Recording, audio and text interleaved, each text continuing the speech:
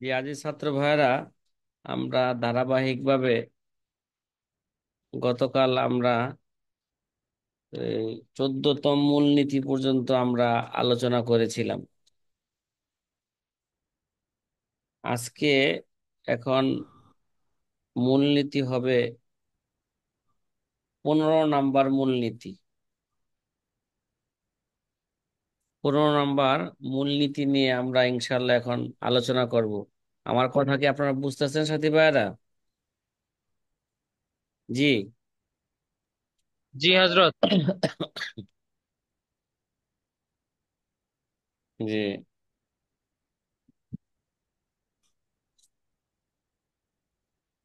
15 number মূলনীতি যেটা আমরা এখন আলোচনা করব, আল্লামা স্বামী রহিমাহুমুল্লাহ তাআলা এই তার 15 নাম্বার মূলনীতি তিনি তার সরার মধ্যে উল্লেখ করেছেন। এটা মতনের মধ্যে কি করেন নাই, সরাসরি উল্লেখ করেন নাই, সরার মধ্যে উল্লেখ করছেন 15 নাম্বার মূলনীতি। মূল এবারত পড়ার আগে আগে মূলনীতিটা আমরা বুঝি।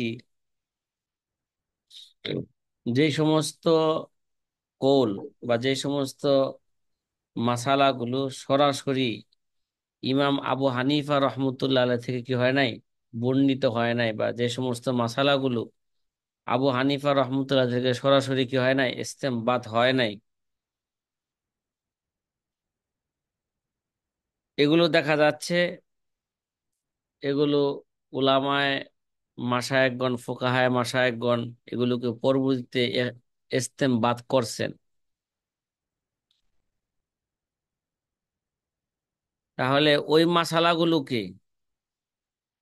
মাসালাগুলোর স্তর কোথায়? যে আমরা তো আগে আগে আলোচনা করে আসলাম যে ইমাম আবু হানিফা রহমতুল্লাহ ছাত্রদের আকওয়াল গুলো, এটা কার আকওয়াল? এটা আবু হানিফার দিকে নিসবত করা হবে। তাহলে যে সমস্ত মাসালার সমাধান না সরাহাতান এই আবু হানিফা রহমতুল্লাহ আলাইহ দিয়ে গেছেন, না সাহেবাইন কি করছেন, সাহেবাইন বলছেন, কিন্তু উলামায়ে মুতাআখিরিনগণ বা ফুকাহায়ে মুতাআখিরিনগণ আবু হানিফার উসুল এবং জওয়াবতকে সামনে রাইখা যে সমস্ত মাসালাগুলোকে ইস্তেমবাত করছেন, তার স্তরটা কোথায়? এগুলো তো আবু হানিফার মাযহাবের দিকে নিসবত করা হয়। তার স্তরটা সাহেবাইনের এখতিয়ারকৃত স্তরের স্তরের চেয়ে বেশি, এটা কোনটা বেশি নিকটবর্তী, কোনটা বেশি নিকটবর্তী? মানে যে সমস্ত গায়রে মানসুস মাসায়েল, যে সমস্ত ব্যাপারে কোনো নস নাই, এরা আবু হানিফার উসুল এবং জওয়াবতকে সামনে রাইখা যেগুলোকে ইস্তেমবাত করা হয়েছে, কয় তার স্তরটা ওই সমস্ত আকওয়ালের চেয়েও বেশি মর্যাদাশীল, যেগুলো সাহেবান ইত্যাদিরা কি করেছেন, গ্রহণ করেছেন। এখন একটা প্রশ্ন জাগে, যে সমস্ত গায়রে মানসুস মাসাইল গুলো ইমাম আবু হানিফার উসুল এবং জওয়াবতকে সামনে রেখে ইস্তেমবাত করা হয়েছে, তার স্তর ওই সমস্ত আকওয়ালের চেয়েও হম বেশি আকরব বা বেশি ভালো, যেগুলো আবু হানিফার অন্যান্য ছাত্রগণ বা সাহেবানের চেয়েও, সাহেবান গ্রহণকৃত আকওয়ালের চেয়ে এটা বেশি বেশি অগ্রগামী বা বেশি আকরব, এটা আবু হানিফার দিকে বেশি নিসবত করা। এটা কেন? আল্লামা স্বামী রহমতুল্লাহ আলাইহির তার দুইটা কারণ বর্ণনা করবেন। এখানে দুইটা কারণ বর্ণনা করবেন। 1 নাম্বার কারণ হইল যে সাহেবাইন সাহেবাইনের গ্রহণকৃত বহু মাসালা আছে, যে তাদের নিজেদের উসুলের উপর ভিত্তি করে তারা কি করছে, মাসালা ইস্তেমবাদ করেছেন। আগে তো আমরা আলোচনা করে আসছি সমস্ত উসুল, জওয়াবেদ, এগুলো আবু হানিফা রহমতুল্লাহ আলাইহ কি করে গেছেন, উসুল জওয়াবেদ কোরআন হাদিস থেকে এগুলো বের করে দিয়েছেন। এখন আল্লামা শামী রহমতুল্লাহ আলাইহ বলতেছেন যে সাহেবাইন, যে সাহেবাইন গ্রহণকৃত অনেক মাসালা আছে যেগুলো তাদের নিজস্ব কাওয়ায়েদকে সামনে রাখা, কাওয়ায়েদের উপর ভিত্তি করে তারা কি করছেন, মাসালা ইস্তেমবাদ করেছেন। আর যেগুলো ইমাম আবু হানিফার কাওয়ায়েদের উপর ভিত্তি করে কি হয় নাই, মাসলা ইস্তেমবাদ হয় নাই, ওই কাওয়ায়েদ গুলো সাহেবাইন কি করছেন, নিজেরাই কোরআন হাদিস থেকে বের করেছেন।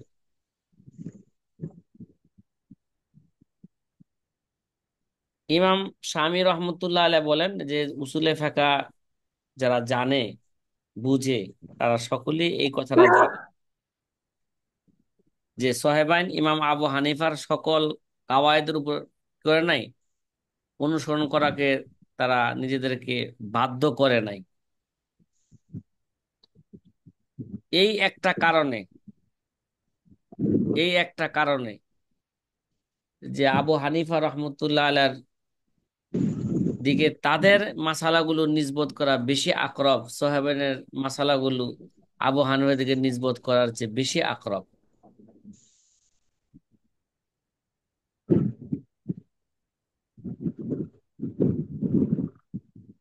আরেকটা কারণ হইল হযরত সাহেবানের বয়ান অনুযায়ী যে তাদের কাওয়ায়েদ গুলো ইমাম আবু হানিফার কাওয়ায়েদ,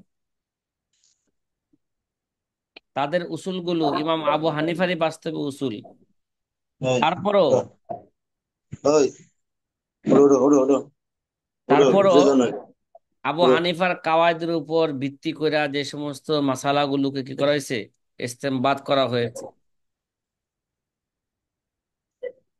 ওগুলোর প্রতি বিশেষ একটা কি থাকে, বিশেষ একটা গুরুত্ব আছে। কারণ এগুলোর, এই সমস্ত কাওয়ায়েদের মাদার রাজে কৌলের উপর, রাজে কৌলের উপর। আর সাহেবাইনের আকওয়ালের মাদার কাওয়ায়েদে মারজুর মারজুর অন্তর্ভুক্ত।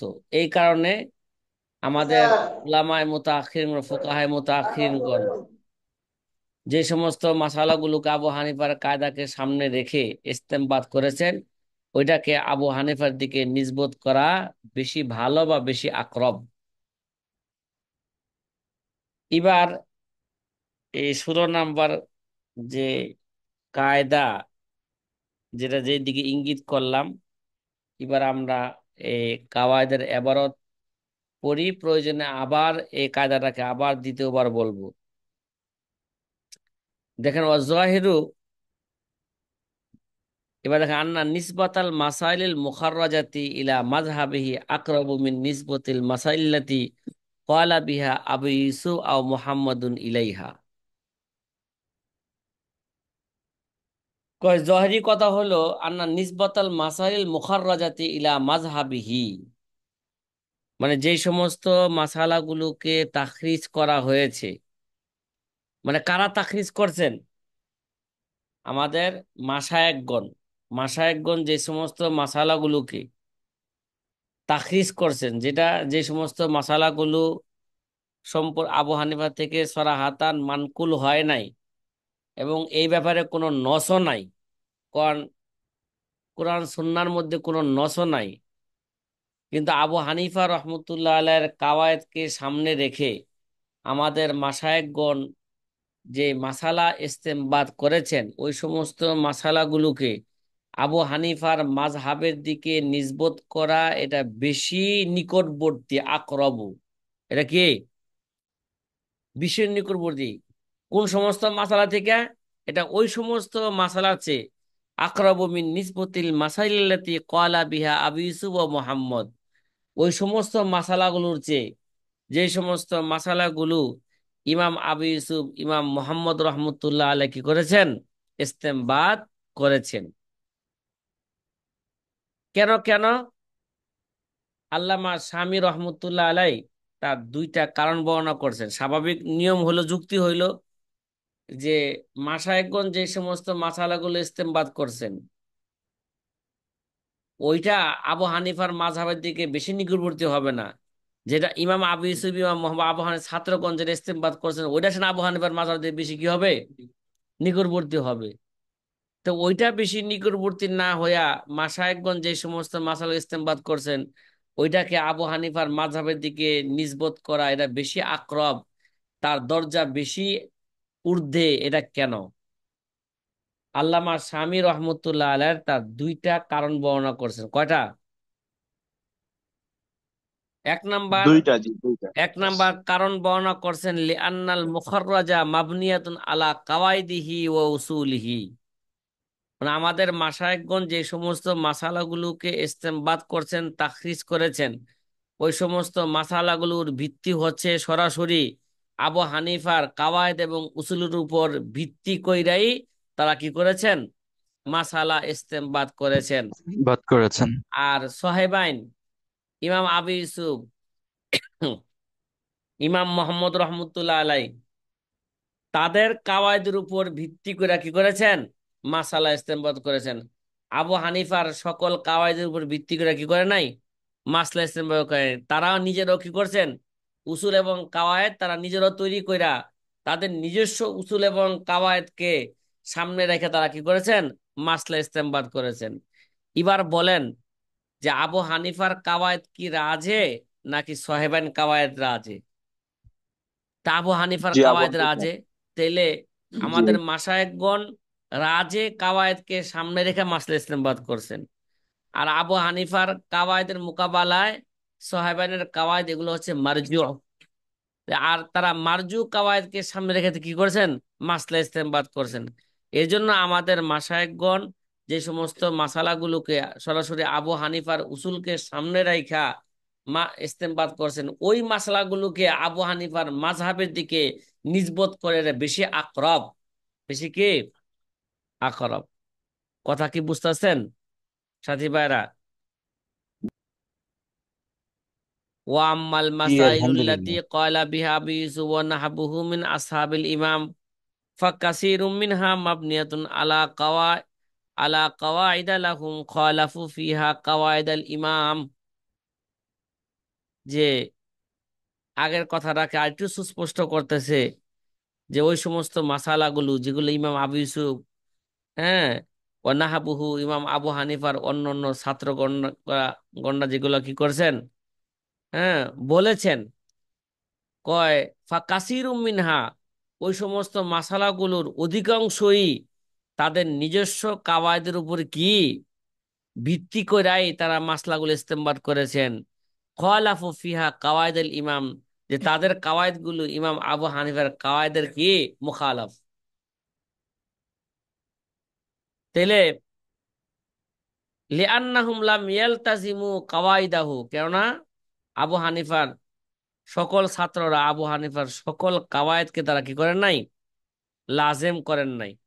তারা নিজেরাও কি করছেন? কাওয়ায়েদ তৈরি করেছেন। কয় কামা ইয়ারিফুহু মাল্লাহু মারিফাতুন বিকুতুবিল উসুল, যারা নাকি কুতুবে উসুল সম্পর্কে ওয়াকেফ হাল, যারা কুতুবে উসুল সম্পর্কে যারা নাকি জানেন, তারা এই বিষয়টা জানেন যে আবু হানিফার ছাত্রগণ বিশেষভাবে ইমাম আবু ইউসুফ ইমাম মোহাম্মদ কি করছেন? তারাও কাওয়ায়েদ কি করছেন?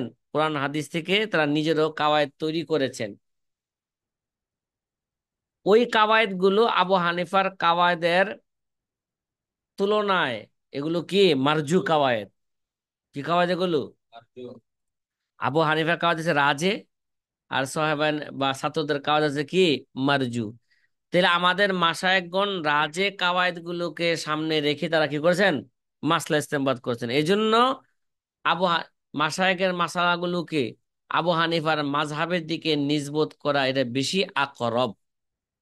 দ্বিতীয় কারণ, নাম কদ ইকালু ইজা কানাত আকওয়ালুহুম রাওয়ায়াতিন আনহু আলামা মাররা তাকুনু তিলকাল কাওয়াইদুল্লাহু আইজান লেফতেনায়ে তিলকাল আকওয়ালি আলাইহা ওয়ালা হাযা আইজান তাকুনু নিসবতু তাখরিজাত ইলা মাযহাবিহি আকরাবা।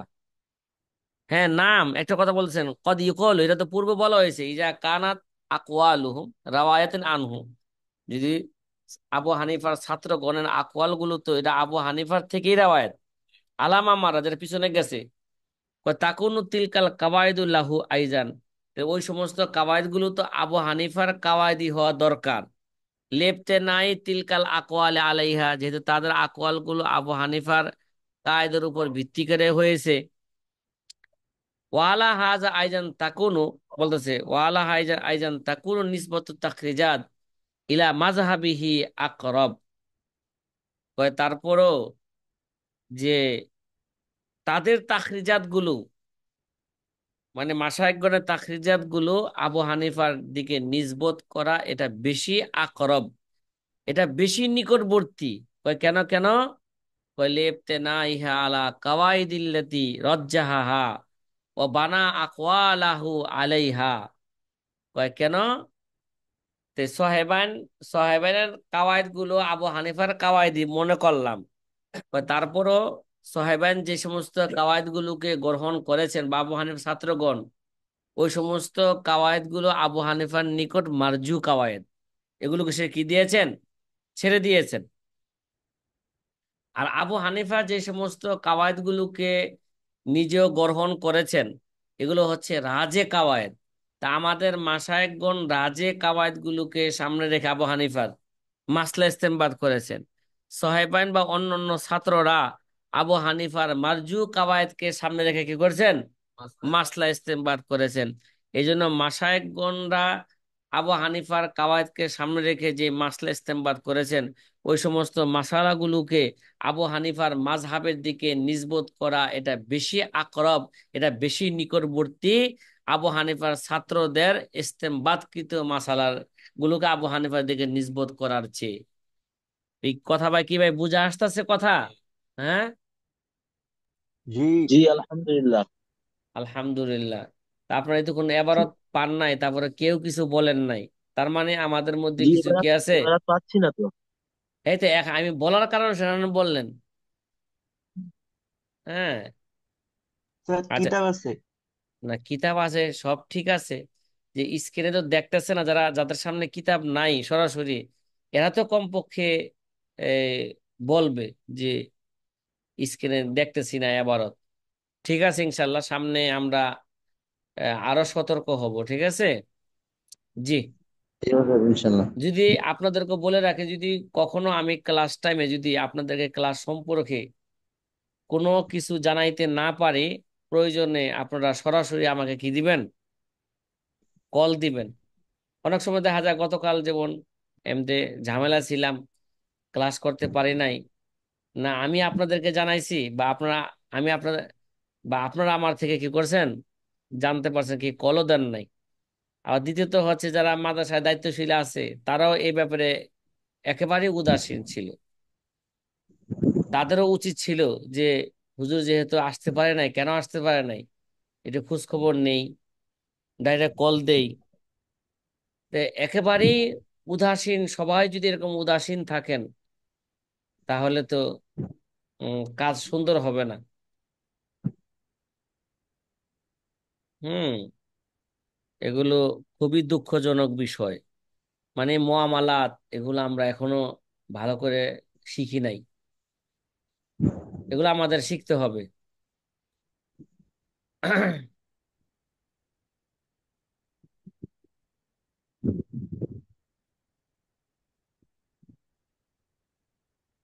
এখন বলতেছেন অন্য একটা মাসলা, ফাইজা কজাল কাজী বিমা সাহা মিনহা নাফাজা কজাউহু কামা ইয়ানফুজু বিমা সাহা মিন আকওয়ালিল আসহাব, মিন আকওয়ালিল আসহাব। এখন বলতেছেন ফাইজা কজাল কাজী বিমা সাহা মিনহা,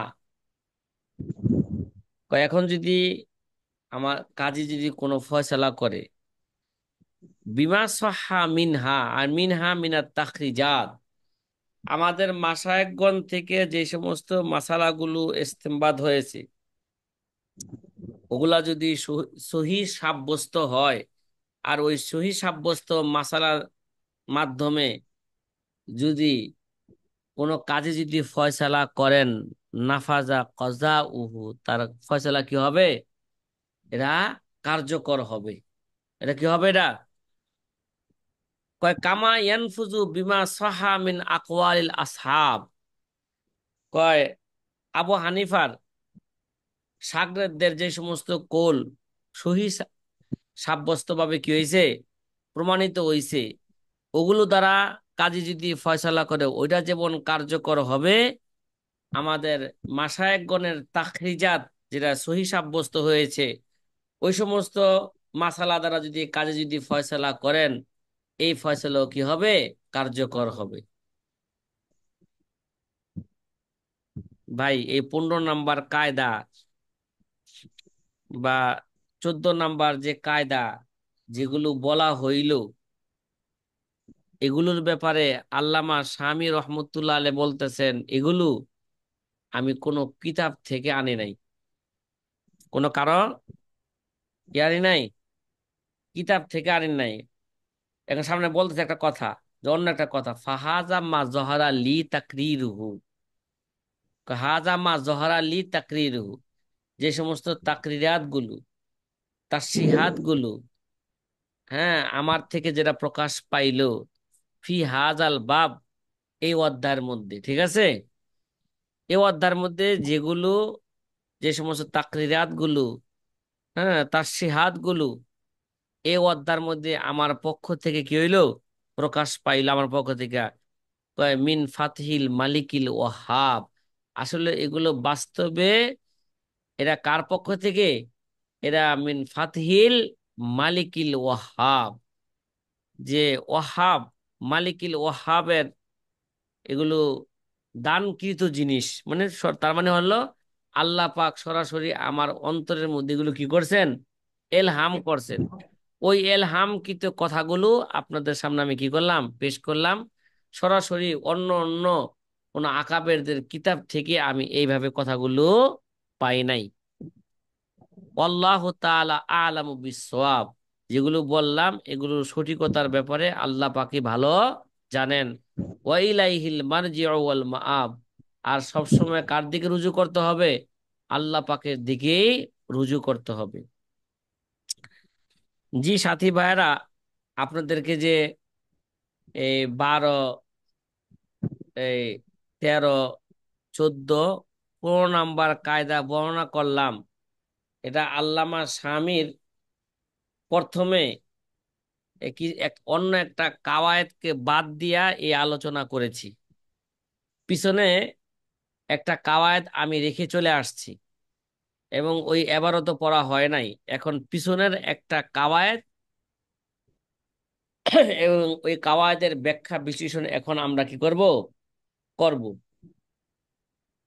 আমরা যে 19, 20, কত নাম্বার শের করছিলাম, মানে 22, 23, 24, না, 23, 24, 25, এতক্ষণ যে আমরা আলোচনা করলাম, 23, 24, 25 নাম্বার শের গুলোকে সামনে রেখে আমরা কি করলাম? আলোচনা করছি। এই 23, 24, 25 নাম্বার শেরের পরপরই আল্লামা শামী রহমতুল্লাহ আলাই যে আলোচনাটা করছেন, ওই আলোচনাটা কি করছি? আমরা বাদ দিছিলাম। কারণ ওই শেরের সাথে সরাসরি যে আলোচনার সাথে সম্পৃক্ত আছে, ওই আলোচনাটা আগে করছি।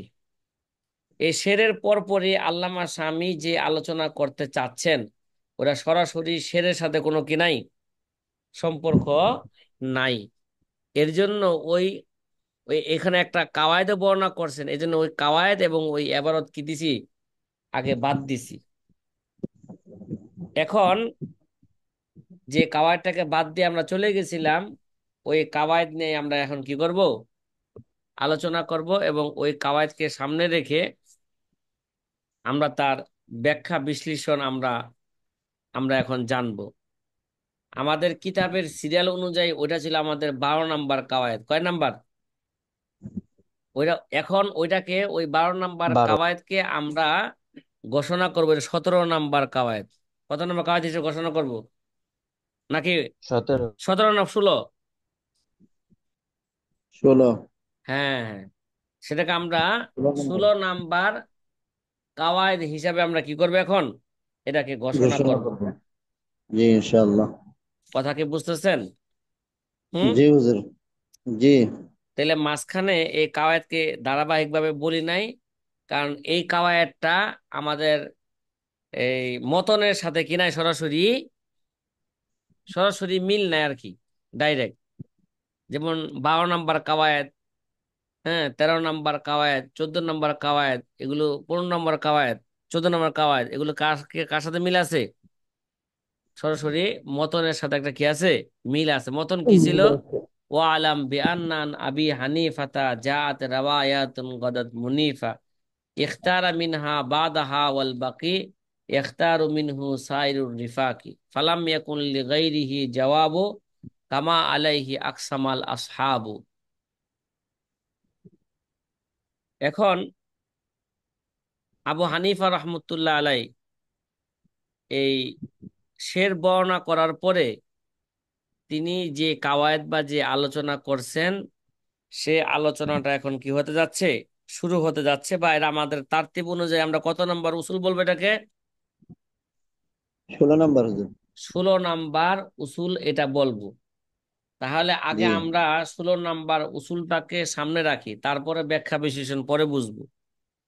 ঠিক আছে? জি ইনশাআল্লাহ। জি হুজুর।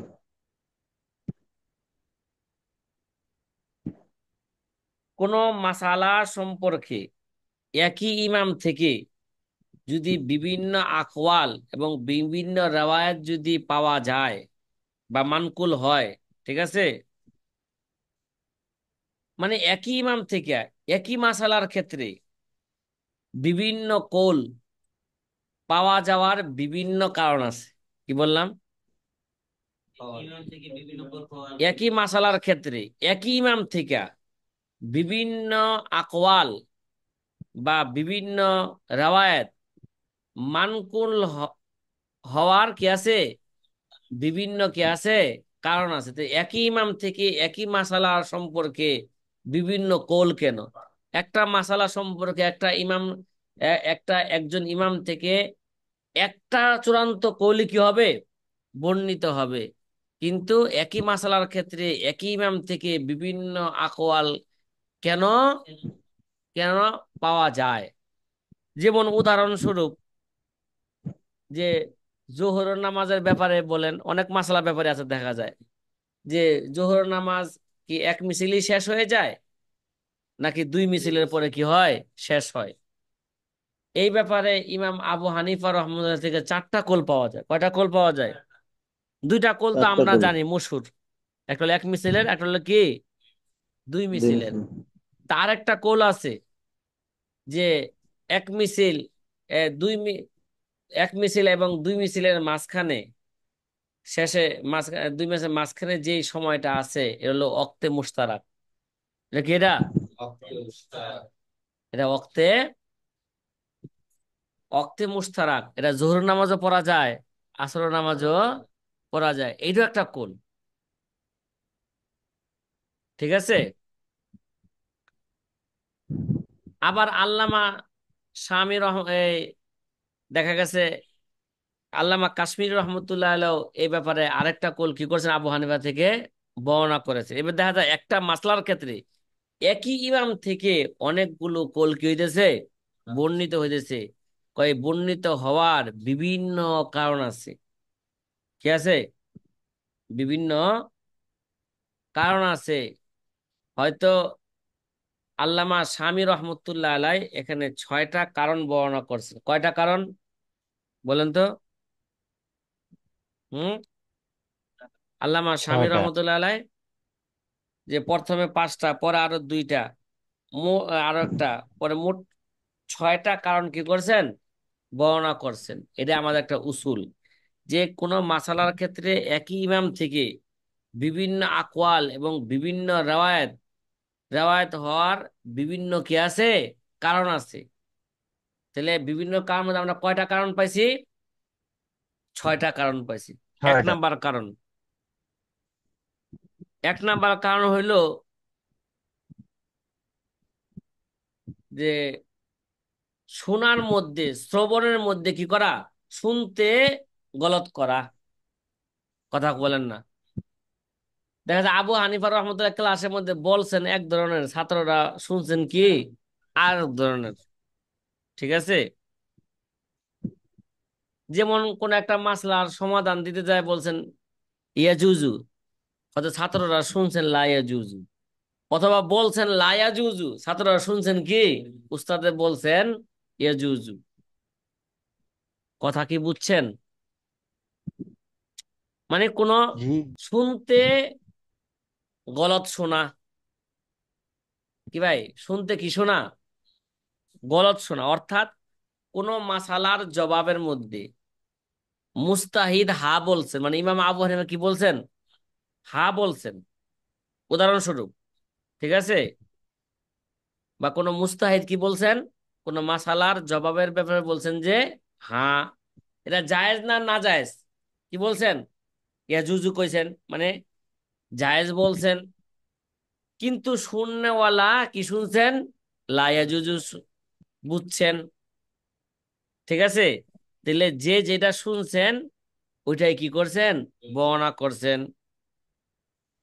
এই কারণে দেখা যায় যে এই হিসাবে একজনে এটাকে জায়েজ বলছেন, আরেকজনে এটাকে কি বলছেন, না জায়েজ বলছেন। একই ক্লাসের মধ্যে উস্তাদ যখন বললেন যে ইয়াজুজু, কিছু ছাত্র শুনছেন বা একজন ছাত্র শুনছেন ইয়াজুজু, আরেকজন ছাত্র শুনছেন কি লা ইয়াজুজু। তাহলে একই মাসালার মধ্যে একই ইমাম থেকে তাহলে কয়টা কোল পাওয়া বর্ণনা হইলো, 2টা কোল। এটা কেন, এটা কেন হয়েছে? শুনতে গলত শুনছে। কথা কি বুঝতেছেন? এই যে আমি যে বারবার আপনাদেরকে জি বলি যে আলহামদুলিল্লাহ। আমার কথা কি আপনারা বুঝতেছেন কিনা। এখন যদি কে না বুঝা বলেন যে বুঝছি, আর উল্টোটা বুঝে যদি বর্ণনা করেন, তাহলে রাত দিন ডিফারেন্স হয়ে যাবে না? জি উস্তাদ জি। হ্যাঁ। জি। তাহলে জি আবু হানিফা থেকে বা অন্য অন্য মুস্তাহিদ থেকে এরকমই হয়েছে। তো ইমাম, ইমাম শাফি একটা, ইমাম আহমদ একটা মাসলার ব্যাপারে তার থেকে 4টা গোল কেন বর্ণিত হয়েছে? ইমাম শাম ইমাম ইমাম শাফি থেকে একটা মাসলার ব্যাপারে তাদের 2টা কোল কেন পাওয়া যায়? ইমাম আবু হানিফা থেকে একটা মাসলার ক্ষেত্রে একাধিক কোল কেন পাওয়া যায়? বিশেষভাবে যেহেতু এটা হানাফি মাযহাবের উসুল বর্ণনা করতেছি, যে আমাদের ইমামের কথাই বলি, যে ইমাম আবু হানিফা থেকে একই মাসলা থেকে, একই মাসলার ব্যাপারে একাধিক কোল কেন পাওয়া যায়? তা এক, তার অনেক কারণ আছে, 6টা কারণ আছে। একটা কারণ হলো শুনতে কি শোনা, গলত শোনা। বলছো না। এটা একটা কারণ। আর একটা কারণ হইলো কি হওয়া, জামানা কি হওয়া, ভিন্ন হওয়া।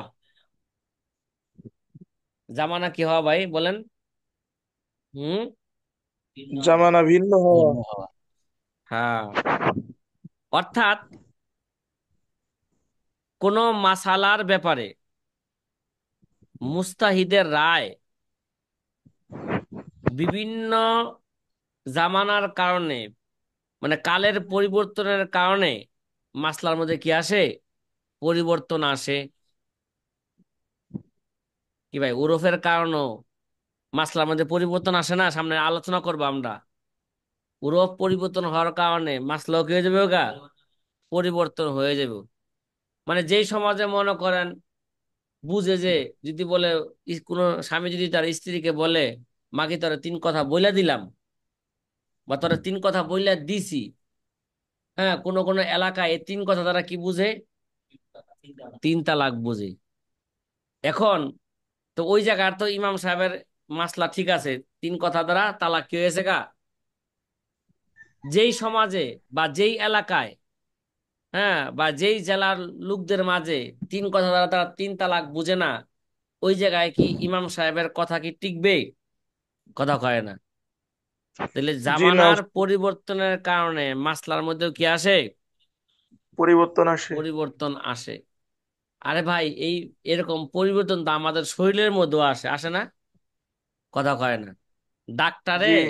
একবার পরীক্ষা নিরীক্ষা করে দেখলেন যে শরীরের মধ্যে এই সমস্যা, ওষুধ দিলেন কি ওই ধরনের। আবার কয়দিন পরে দেখা গেল যে পরীক্ষা নিরীক্ষা করে দেখলেন যে আরেক সমস্যা, তা আরেক ধরনের কি দিলেন, ঔষধ দিলেন। যে একই ডাক্তার দুই ধরনের ওষুধ দিলেন কে লিগা? কথা কয় না। শরীরের পরিবর্তনের কারণে। শরীরের পরিবর্তনের কারণে, সময়ের পরিবর্তনের কারণে শরীরের মধ্যে কি দেখা গেছে, দুই ধরনের রিপোর্ট পাওয়া গেছে। এই জন্য ডাক্তারও কি করছেন, দুই ধরনের ওষুধ দিয়েছেন।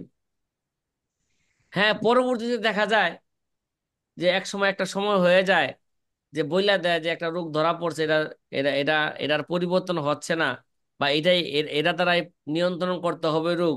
তখন ডাক্তার লিখে দেয় চলবে, কি দেয়, চলবে। তাহলে যেই ওরফ আর পরিবর্তন হইল না। হ্যাঁ, ইমামের যুগ থেকে নিয়ে আমাদের যুগ, আমাদের পরে যুগ, যদি এরকম ওরফ যদি পরিবর্তন না হয়, ওরফ যদি একই থাকে তাহলে চলবে। কি ভাই, তাহলে ওষুধ এটা কি, এরা এটা চলবে। চলবে।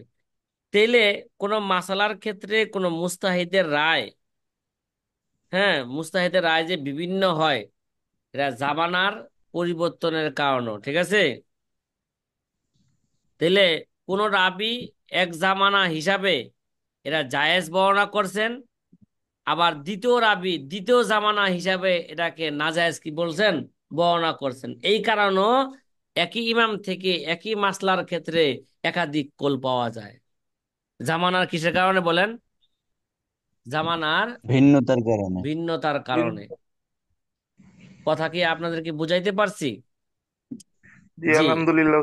তৃতীয় নাম্বার কারণ, আমার হাত এই ঘন্টার মধ্যে একেবারেই হয়তো অল্প কয়েক সেকেন্ড আছে।